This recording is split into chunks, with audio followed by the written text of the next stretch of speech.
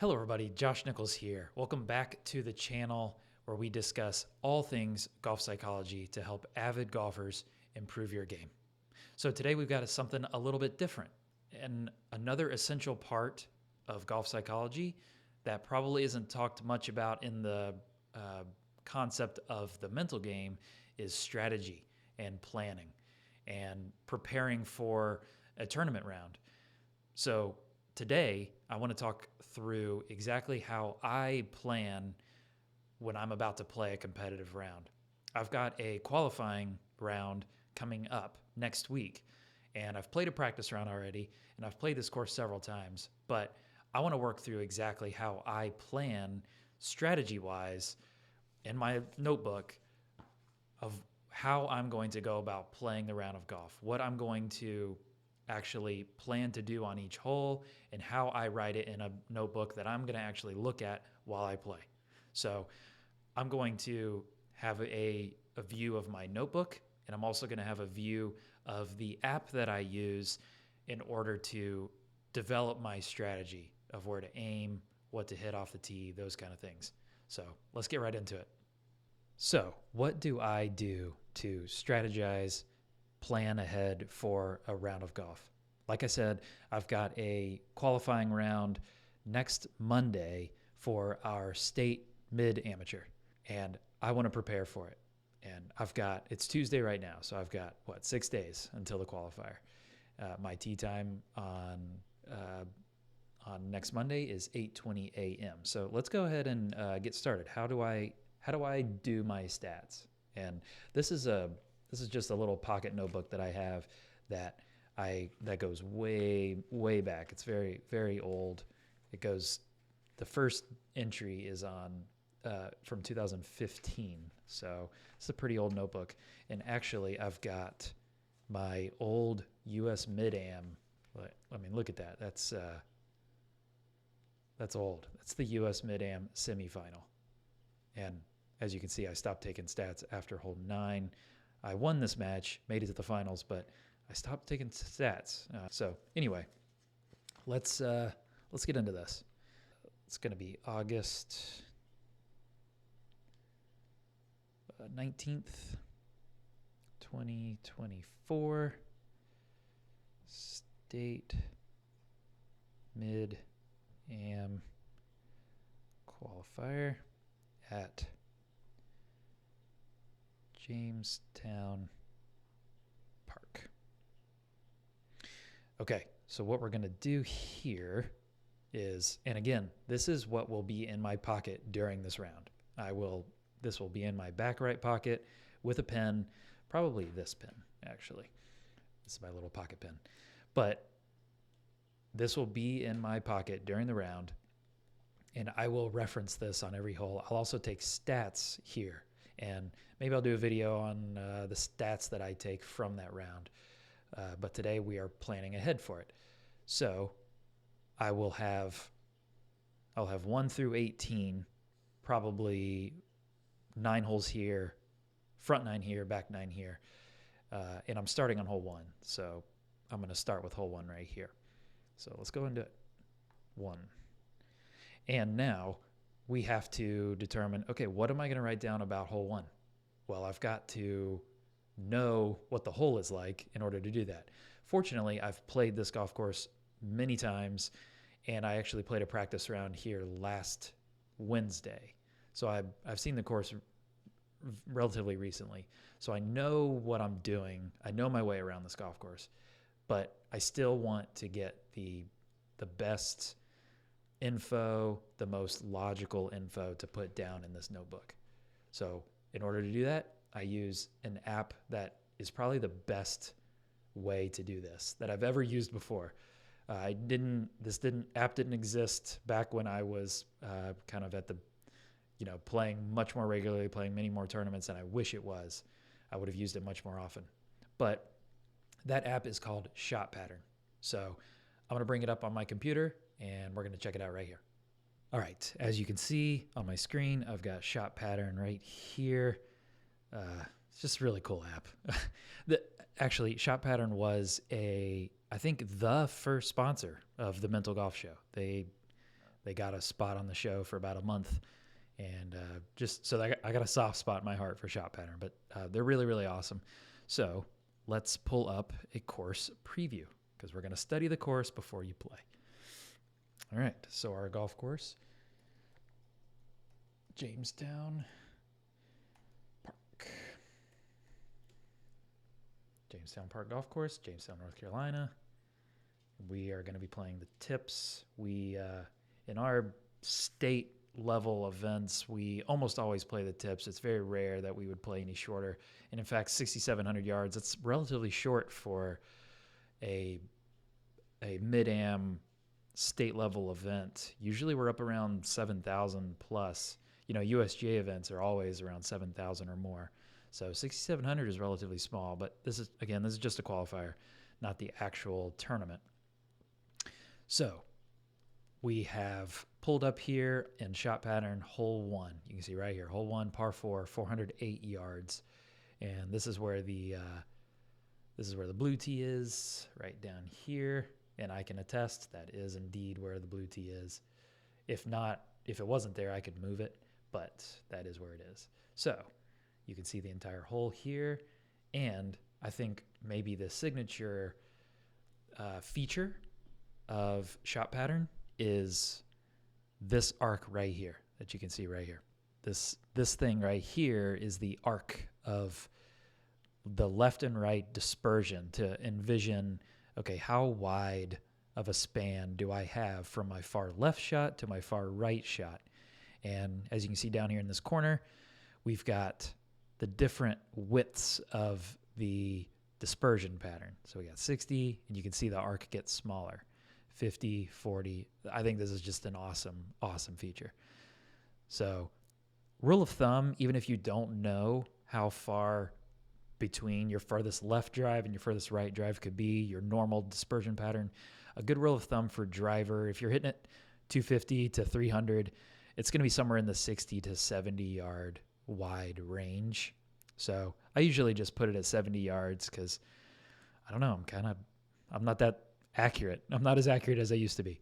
So I put it at that. But fortunate for me, because I have been using shot pattern, I've put in some data into shot pattern. And what shot pattern does is it will overlay your shot pattern onto the hole.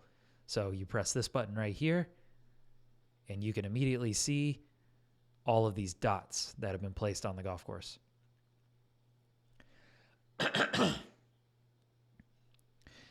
What are these dots? Well, these dots are past shots that I have hit with driver. You can see right here, I've chosen my driver. My Titleist GT3. This is the pattern of drives that I've hit with it. So you can see that I've hit kind of all over the map. They're not super consistent, I guess, with distance. They're relatively within the 70-yard wide dispersion. But yes, if you're looking closely, I have some dots that are pretty far off. You know, these went in the 150 to 200 range, so not my best tee shots there. But I logged them, and they are what they are. So as we can tell, most of my dots are kind of in the 275 range. Some are a little bit shorter. I've got some kind of in the 265 to 255 range. So not all of my drives are great distance. But what's cool is depending on where I aim, where I put my line, it shifts the dots. So if I aim here, then this is my dispersion pattern, my current dispersion pattern. Some are really long like that, and some are really short like these. And some are really, really, really short, but those are just balls that hit the trees early on. These are kind of shots that I hit that were kind of normal drives.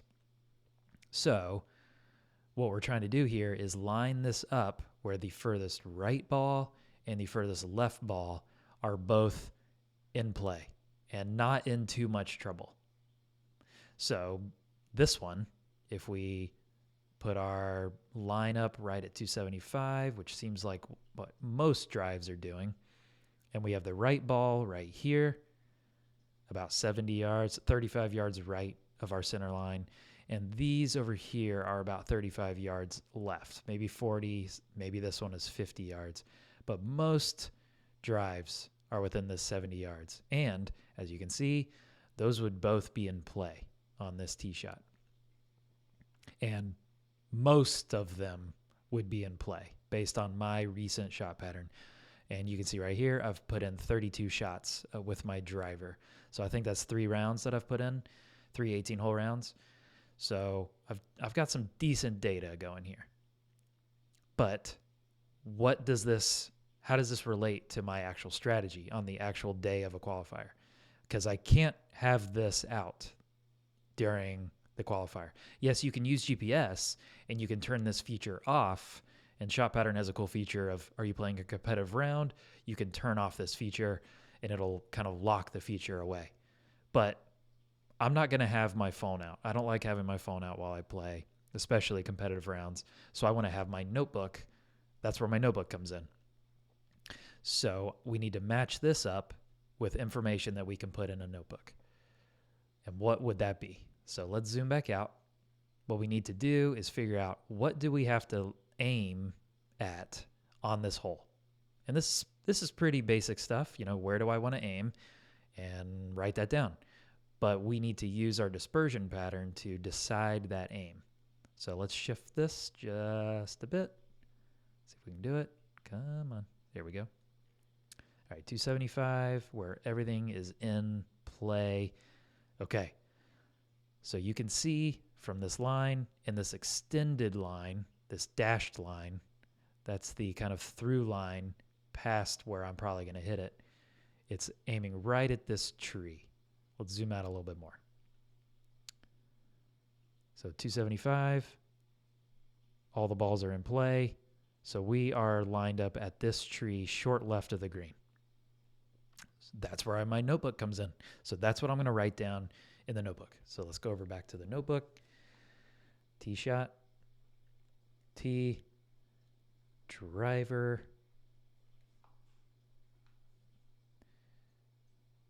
let's see, right tree, short left of green. Okay, that's what I write down. So when I get to that first tee box and I'm nervous, my blood is pumping, my mind is racing, all the uncertainty of what the round could hold, and I'm, for lack of a better word, I'm emotional, right? My emotions are spinning. I'm just going, right? My mind isn't necessarily in the most logical state. So that's where this notebook comes in. I will pull out this notebook on that first tee and remind myself, where do I want to aim? Now, this hole in particular, there's not really, it's not that difficult to step up on this tee and know where you want to aim. But oftentimes I get on these tee boxes and I see trees that seem scary, that seem in play, but I know by looking at GPS data and my actual dispersion pattern that tree is not in play, or that tree is not in play, or that water that's way over there to the left, that's not in play. That, feasibly it would be, but it would have to be an extra outlier drive. So this will inform me, okay, I need to aim at that exact spot. So I've got right here on the tee box, I'm going to hit my driver and I'm going to aim at the right tree short left of the green. That makes sense to me. That might not be what you would write there, but that makes sense to me. So I've got my tee shot on hole 1. And this is what I will do on through all 18 holes. I don't really get into approach shots that much. We're going to check out on what the approach shot looks like here on Shot Pattern, but I don't get into approach shots that much. Yes, I will look at par 3's strategy of where to aim and what club to hit, and some of these par 3's on this course are, you want to be in the middle of the green. No matter where the hole is, be in the middle of the green. So you're probably going to hit this club and you should probably aim here. But the result of my drives is so variable and so uncontrollable that I can't possibly predict where my tee shots are going to end up. So I can't possibly predict where my approach shots are going to be from and what clubs I'm going to hit. So I don't even bother with that. I play with what I have on the day of. So I hit a tee shot, my approach shot's going to be where it is, and I will play it from there. And I believe in my ability to adjust on the fly like that. But let's check out the approach shot just for fun on this first hole. So back to shot pattern. Let's zoom in, and we're going to click done on our dispersion pattern there, and we're going to click, let's see, where are we probably going to end up? I think this would be a nice spot for us to end up. 275 right down the middle with our dispersion pattern, pretty, well adjusted into the middle of the fairway or the middle of the trouble. So then we press this button and it sets our start point. And we're going to go over here and we're going to switch this to approach because we're hitting our approach shot now. Okay, so let's go up to the green. Here we go. And what's really cool is you can see this strokes gained. So when I end up on the green, if I get it within 38 feet, if that was the whole location, that's when I start to get positive strokes gained on an approach shot here. But you can see if I miss it in the rough or miss it way over here, my strokes gained is not great on that shot. But anyway, we've got our circle here, which simulates a dispersion pattern, but we don't have to simulate. We can actually overlay my actual data onto this hole. Okay, so we've got our range of 125 to 145, and it did that automatically because we're at 135 here. So if we zoom in, we can see the different shots that I've hit here. So if I aim, depending on where I aim, and as long as I'm still in that range, I've got my data here of where the balls go. So you can see, let's say I just aim to where the circle is all the way in the middle of the green. I've got dots here, I've got a dot there, and then I've got some that are kind of long and left. So I've got the short right and the long left. That's kind of a typical pattern for a right-handed player. You de-loft and you hood the club and de-loft it. It goes further, it goes left. You leave it open, you leave it short right. So based on this data, I've got to shift my aim a little bit further right to where most of my shots are within a pretty good range. And now I don't know where the hole is going to be on Monday, but let's say it's kind of front left. That's a typical place that they put it.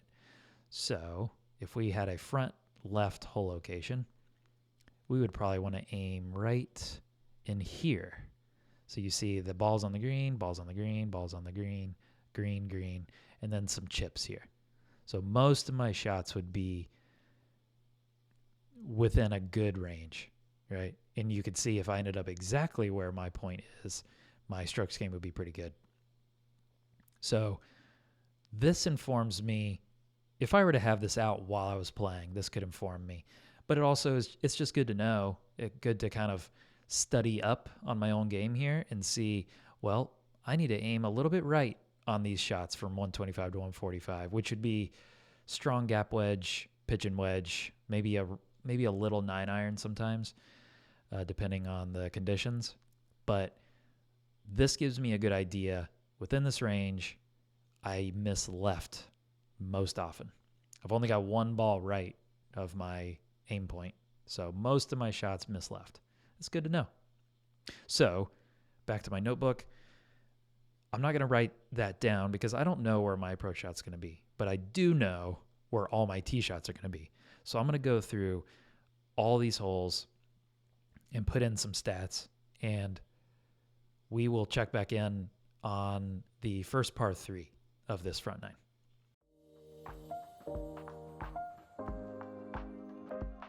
Okay, I've actually got an interesting one here. This is a second shot on a par 5, hole 3, and this is a blind hole. This is a huge slope right here, uphill, and you cannot see the green from here. This is at the very bottom.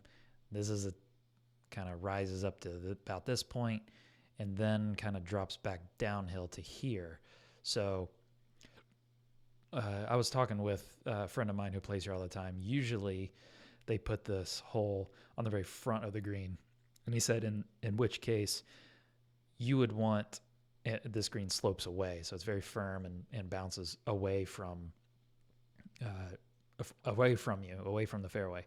So if the hole is there, you either want to be back with enough yardage to put some spin on it so to get it to stop, or past the hole. And as we can see, past the hole here is, beyond my driver distance. So that's probably not a play for me. So if I wanted to leave a shot that had enough room for spin, like a full lob wedge, that'd be in the 90-yard range. So I really need to lay up to here. So we're going to put like a 50-yard wide. Actually, let's do an approach shot. This is basically an approach shot here. All right, so we need to watch out for this tree here. But if we're going to put it at a 90-yard third shot, we need to aim. This is hard to see because we can't see these bunkers from back here. So I'm going to put aim. Let's see. What do we got? There's like some electrical towers or something over here, I think. I know this is crazy that I'm going way up here, but I thought there was some electrical towers. It might be something over here, but anyway, let's not get crazy there. But it's cool that you can even do that.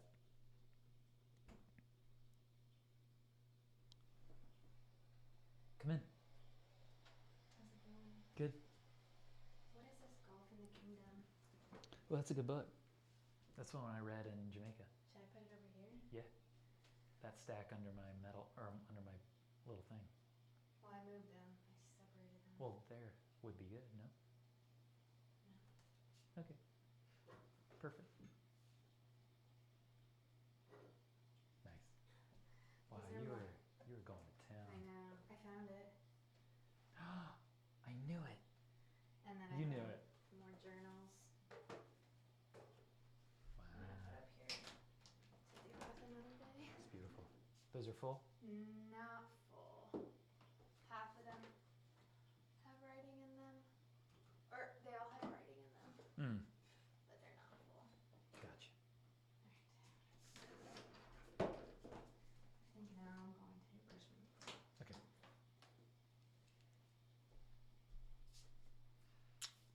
Love you. Love you, baby.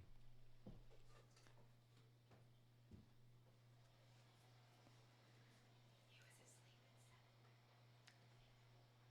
at 5 a.m. wake up.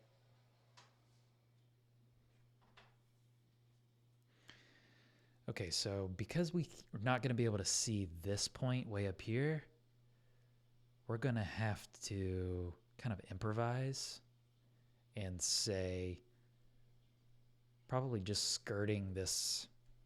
Let's see.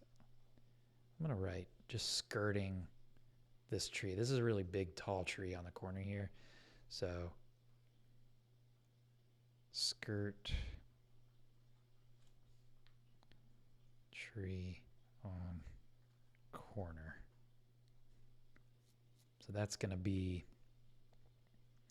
that one will have to be kind of make it up as we go, depending on where my tee shot ends up. But I think, I know I just have to get as close to this tree as possible. You really can't go too far left here.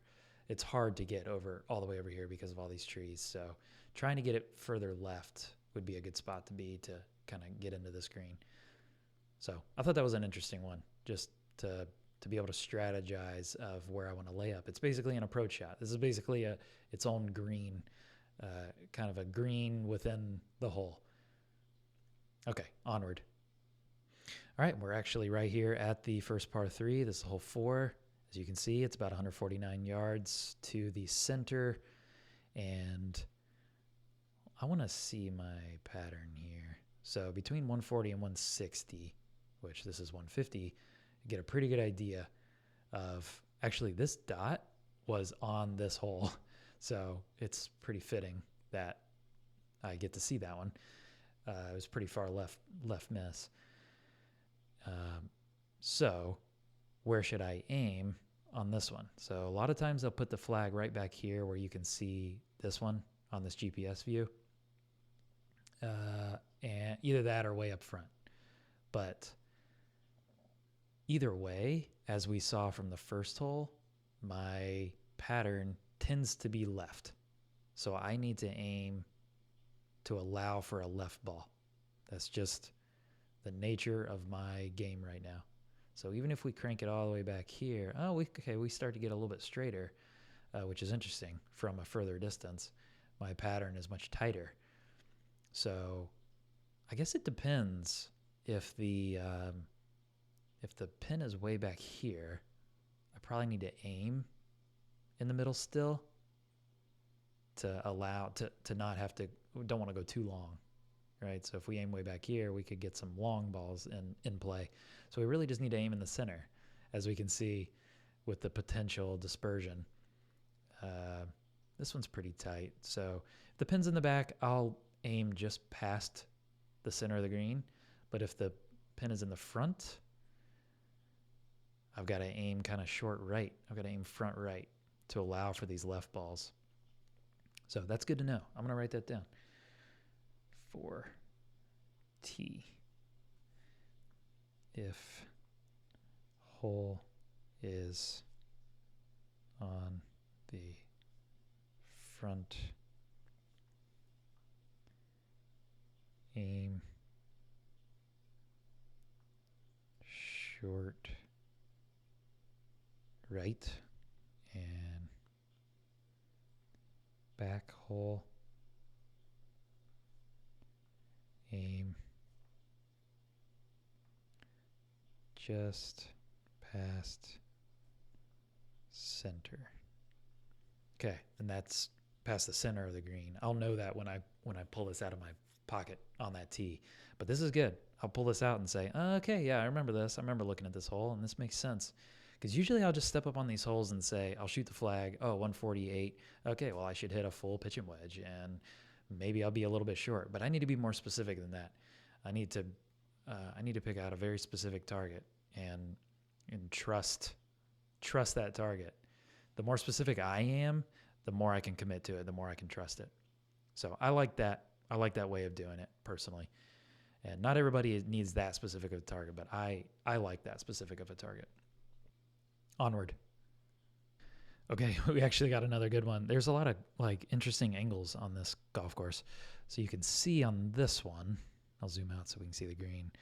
This is a big dog leg, and this is a good example of you need to aim to where your line will not be blocked out by trees. So on this one, last time I hit like a 4-iron or something, and I was way back here, not ideal. So this looks to me like I need to hit something like a 3-wood. So let's pull up my shot pattern, and driver actually ends up pretty good most of the time. I don't really like driver though here. Yeah, I kind of like these because these will leave a decent angle into the green if I put each of these right here. So if I move that to 250 and want to get my line, my second shot line, so I really need to aim kind of right center of the fairway. On these dog legs, a lot of times I'll try to hug the left side, but the guy I was playing with, a friend of mine who plays here all the time, he said you don't really want to hug this left side because then you get blocked out. You know, if you hit it just a little less than solid and you hit a little shorter than normal, you could get blocked out by these trees. So you really want to aim down the right side and and have the angle into the green to where I'm not blocked out by trees. So this is good. This will inform my book. So I'm going to put 5T 3-wood right of center. Okay, that's good. That's good to know. I'm glad I looked at this. This is good. This is very informative. I wouldn't have thought of a lot of these things. So I'm glad I'm doing this.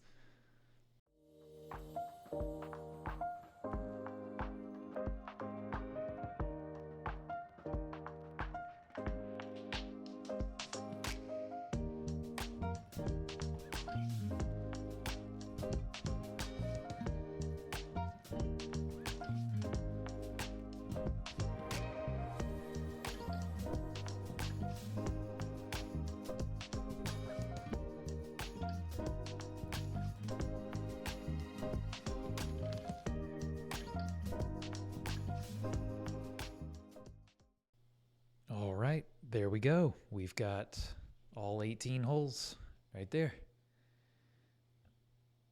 We are ready to play. I've done my strategy. I know what I want to do. Given conditions are standard, nothing crazy, no crazy wind.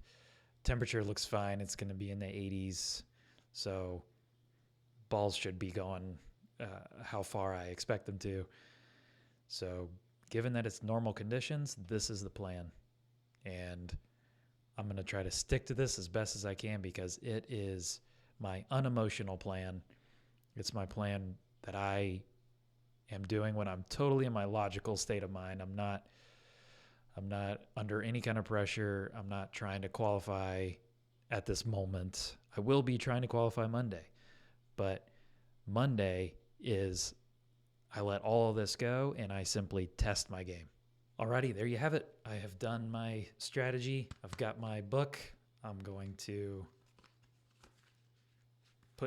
put my little tiny pen in it. I'm going to stick this sucker in my back right pocket, and I will pull this out on every tee box, starting on hole 1, all the way through. And I'm also going to take stats, and I'm going to, so this is my strategy, couple of pages, and then I'm going to take stats right here. And it's going to be 1 through 9, 10 through 18, and I'll take stats right here. And we can talk about how I take stats in another video. But for this one, this is my strategy, and I feel good about it. I'm really excited. I don't get to play that much. I definitely don't get to play that many tournament rounds. So I'm going to feel nerves. I'm going to feel the juices flowing. I'm going to feel really, really excited. I'm going to feel glad to be there, grateful to be there. So all these things will be going through my mind, all these expectations and uncertainty and emotions of any kind. So having this will be really good to kind of set me at ease as best I can, not expecting to be at ease, but to add some level of certainty and familiarity to say, I've done my homework. I have prepared as good as I could for this. Now let's just test our game. And that's what a competitive round is for me. It is a test of my game. So I hope this helps you. Maybe you didn't know how to strategize for a round of golf. Maybe you've got a big round coming up. You got a club championship. You've got a Q school coming up or something. This is how I do it. This is how I've always done it. I haven't always had shot pattern at my, it hasn't existed that long. So I would get on Google Maps or something. But shot patterns, as you can see, is a very, very clear, simple way to do this. And yeah, I've got my strategy for Monday. So now it's just time to execute. All right, hope that was enjoyable to you. If you liked it, subscribe to the channel. I'm starting to put out a few more of these videos. As you can see, I've also putting the whole full podcast episodes and some clips of some different podcast episodes of guests, interviews that I've had on the Mental Golf Show, and just solo episodes where I'm talking about a topic. So subscribe to the channel and you can get the latest from all those stuff. And if this was helpful, maybe hit that like button. That could help grow the channel. Who knows? So enjoy your next round of golf. Be grateful that you get to be out there and accept whatever happens. Whatever the result is, accept it. All right. See you guys next time.